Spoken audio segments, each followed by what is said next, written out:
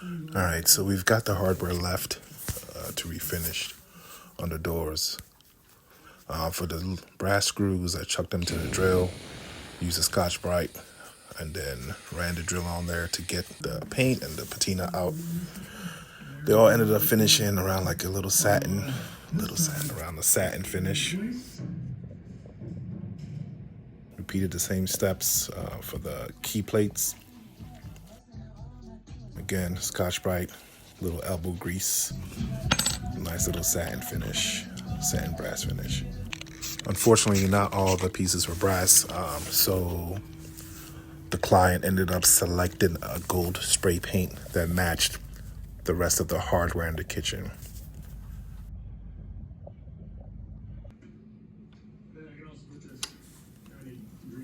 All right, through the key plates and the rest of the hardware on the doors. I really like the contrast between the brown and the brass. It's a classic look.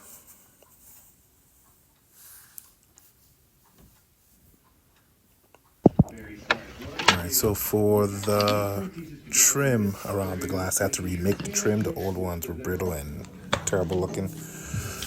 So we made the trim, stained them, finished them, and then got some glass. We need 20 pieces of glass cut to 9 by 13. So I got some 1/8 inch glass, really 3/32. Used the glass cutter, measured what I needed to cut, and then just cut it with a glass cutter. Luckily, this is only 1/8 inch glass, so it cuts pretty easily. And also, once it's time to break it, they also break very easily. Boop. Okay, so repeat that 19 more times, and we've got the glass that we need for the doors. And so the glass is actually cut a little undersized because we don't want it to be too tight in the frame hole. So threw the glass in there, and then took the trim that I remade and then used that to hold the glass in. The trim I made tight just so it fits snugly in there before I put in the brad nails to nail them in. I used 23 gauge, 1.25 inch long brad nails to hold the trim in there, which in turn holds the glass in. All right, so that's one door done. Other than those 2 French doors, I had 3 other doors to finish.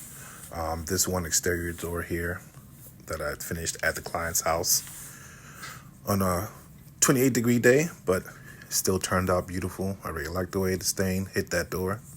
And then I had these 2 interior doors as well that looked like they needed some help, but I was there to help them.